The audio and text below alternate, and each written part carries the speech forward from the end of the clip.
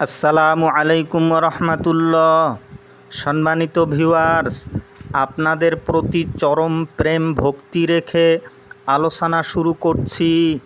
হে দরদি, আপনি কি সত্যের পথ খোঁজেন, সত্যের দিকে ধাবিত হতে চান? সত্য তো আপনার মনের গহীনে লুকিয়ে আছে, কেবলমাত্র জেগে তোলার প্রয়োজন।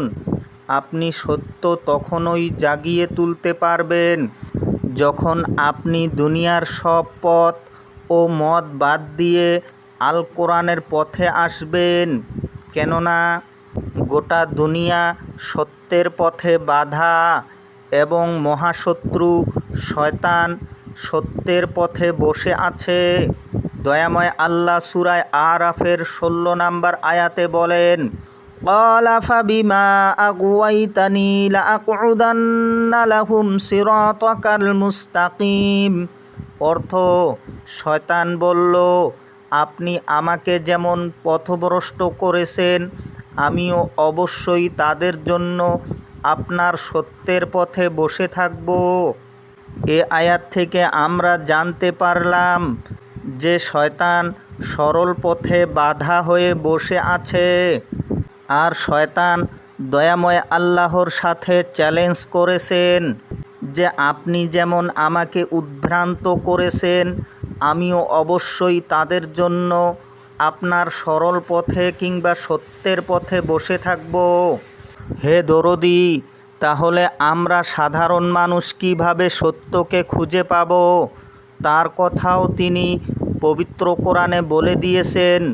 সূরা হিজরের 40 থেকে 42 নম্বর আয়াতে আল্লাহ বলেন, শয়তান বলল, হে আমার পালনকর্তা, আপনি যেমন আমাকে পথভ্রষ্ট করেছেন, আমিও তাদের সবাইকে পৃথিবীতে নানান সৌন্দর্যে আকৃষ্ট করে তুলব এবং তাদের সবাইকে পথভ্রষ্ট করে দিব আপনার মনোনীত বান্দা ব্যতীত। আল্লাহ বলেন, এটা আমার পর্যন্ত সোজা পথ। যারা আমার বান্দা, তাদের উপর তোমার কোনো ক্ষমতা চলবে না। হে দরদি, এই 3টি আয়াতের সাধারণ ভাবার্থ বোঝা যায় যে শয়তানকে দয়াময় আল্লাহ এই দুনিয়াটা হাতের মুঠো করে দিয়েছেন। তা না হলে শয়তান কি করে বলার সাহস পেল যে পৃথিবীটাকে আমি নানান সৌন্দর্য করে তুলব এবং তাদের সবাইকে পথভ্রষ্ট করব?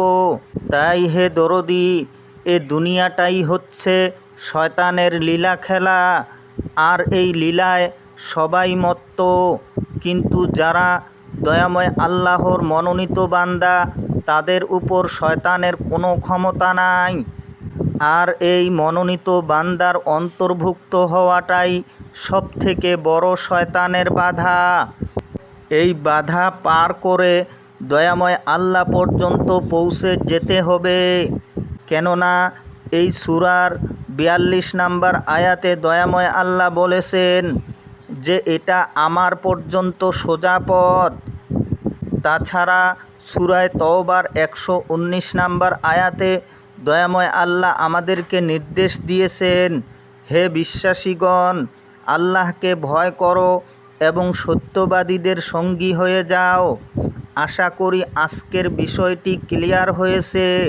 হে দরদি, যদি ভিডিওটি ভালো লাগে তবে রিকোয়েস্ট থাকলো আপনারা আমার চ্যানেলটিকে সাবস্ক্রাইব করে নেবেন এবং পাশে থাকা বেল নোটিফিকেশন অন করে রাখবেন। সবাই ভালো থাকুন, সুস্থ থাকুন। খোদা হাফিজ।